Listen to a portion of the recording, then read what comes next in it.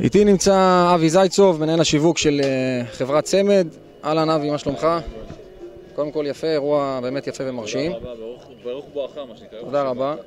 חוץ מהכלים שאנחנו רואים סודרו בצורה מסודרת למבקרים, מה עוד אתה יכול לספר על האירוע הזה, על מי שמגיע לכאן, מה יש לו להפיק מכך? צמד החליטה להפיק אירוע שהוא נקרא, אנחנו קוראים לו יום פתוח. המטרה של היום הפתוח היא להציג את יכולות החברה בפני קהל הלקוחות שלנו וקהל לקוחות פוטנציאליים. אנחנו מייצגים שני יצרנים מאוד גדולים של ציוד, את איטאצ'י שמייצר בגרים ושופלים, ובל שזה מותג דרום אפריקאי שהם מייצרים משאיות מכרות, כמו שראית פה קודם. בנוסף, אחד מעיסוקי הליבה הגדולים של צמד זה אספקת חלקי חילוף מקוריים, OEM ותחליפיים, לכלל המותגים שמייבאים לארץ של כלי צמא.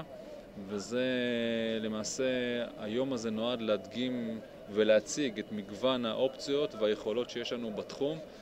צמד היא חברה מובילה, היא אחת החברות הוותיקות ביותר בתחום, היא קיימת 58 שנה, היא מתעסקת באותו תחום. אנשי מקצוע אצלנו הם אנשים שהם הרבה שנים בתחום, ויש לנו מרכז ידע ויכולות לספק כמעט לכל כלי ולכל ציוד צמא שקיים בשוק, לספק לו פתרונות בקטע של החלפים. מבחינת שירות, שירות וחלפים.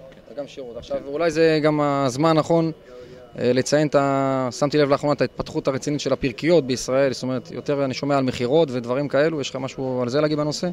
צמד בשנת 2014 החזיקה נתח שוק של פרקיות בארץ של 50% מכל הפרקיות שנמכרו בארץ, והמותג הזה שהוא מותג חדש בארץ, הוא תופס תאוצה חזקה מאוד, ואנחנו לאט לאט הולכים ונכנסים לעוד ועוד לקוחות אסטרטגיים שמבינים שהמוצרים שלנו זה מוצרים מנצחים מהשורה הראשונה.